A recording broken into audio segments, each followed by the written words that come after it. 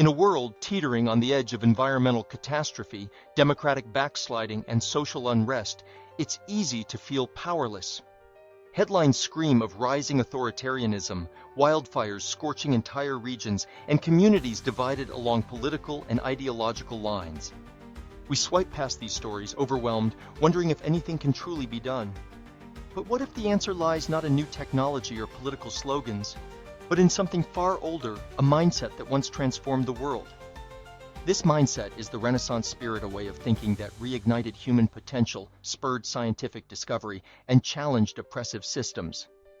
It was more than an era of art and innovation. It was a revolution in how people saw themselves and their place in the world. Today, reviving this spirit isn't just romantic nostalgia. It's a necessity for navigating the crises that threaten our future. But what does it mean to live the Renaissance spirit? Why does it matter now? And how can embracing this mindset empower us to protect democracy, combat climate change, and build a more just, equitable world? The answers lie in understanding the past, not as a collection of dates and events, but as a living dialogue that shapes our present and defines our future. To understand the Renaissance spirit, picture Florence in the 15th century, a bustling hub of trade, art, and ideas.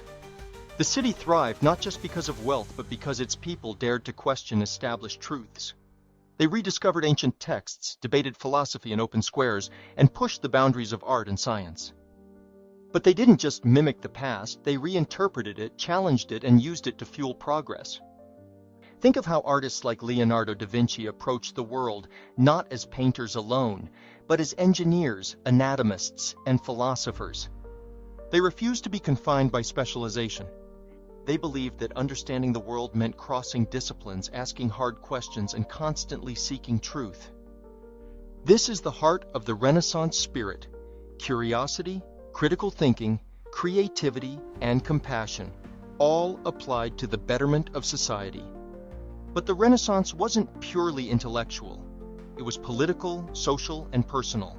It challenged the oppressive structures of its time, the unquestioned dominance of the church, feudal hierarchies, and the suppression of individual rights. It gave birth to new political philosophies that would eventually inspire modern democracy.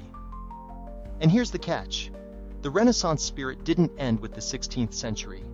It sparked the Enlightenment, the Age of Reason, and countless social movements that followed. It is a mindset, not a moment, and it's one we urgently need to revive today. Fast forward to the present. Democracy, the very system born from Enlightenment ideals fueled by the Renaissance, is under threat worldwide. Authoritarianism is on the rise, even in countries long considered stable. In Hungary and Poland, democratic backsliding has restricted press freedom and judicial independence. In the United States, misinformation and political polarization have eroded trust in democratic institutions. Meanwhile, democratic movements in countries like Myanmar and Russia face brutal suppression. Since Donald Trump retook the White House in 2025, the erosion of democratic norms has accelerated dramatically. His administration has bypassed Congress through excessive executive orders, undermined judicial independence by packing courts with loyalists, and weaponized federal agencies to target political opponents. The Department of Justice, historically an independent body, has been repurposed to pursue critics while ignoring corruption within the administration itself. Perhaps most alarming is Trump's open disregard for constitutional limits on presidential power. His declaration of a national security emergency to justify sweeping surveillance measures and suppress peaceful protests mirrors the tactics of authoritarian regimes worldwide. Additionally, restrictive voting laws passed under the guise of election integrity have disenfranchised millions of Americans, disproportionately affecting marginalized communities. These actions don't just violate the U.S. Constitution, they erode the very democratic foundations that the Renaissance spirit helped inspire.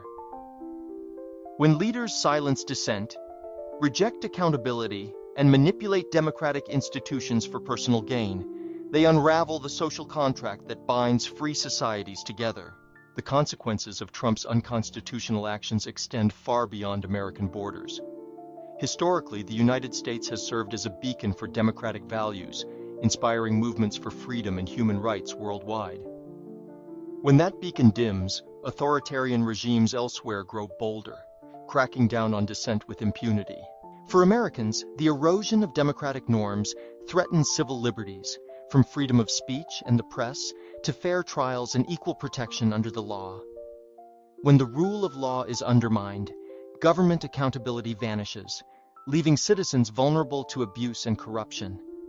Globally, Trump's dismissal of international agreements, whether on climate change, trade, or human rights, further isolates the United States, weakening collective efforts to address shared challenges. His withdrawal from global climate initiatives, for instance, has slowed progress in combating climate change, allowing emissions to rise unchecked and endangering vulnerable communities worldwide.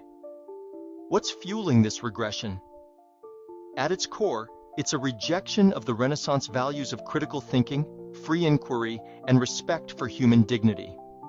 Authoritarians thrive when people stop questioning, when truth becomes subjective, and when fear overrides reason.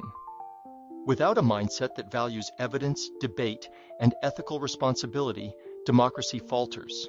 Climate change presents an even more urgent challenge. The scientific consensus is clear. Rising temperatures, extreme weather, and biodiversity loss are accelerating. Yet meaningful action stalls, not because solutions don't exist, but because political will is lacking.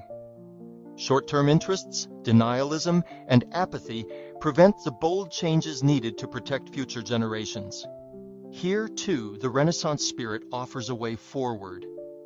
It calls us to approach the climate crisis with the same interdisciplinary thinking that defined the original Renaissance, combining science, ethics, and civic engagement to drive innovation and systemic change. But awareness alone isn't enough.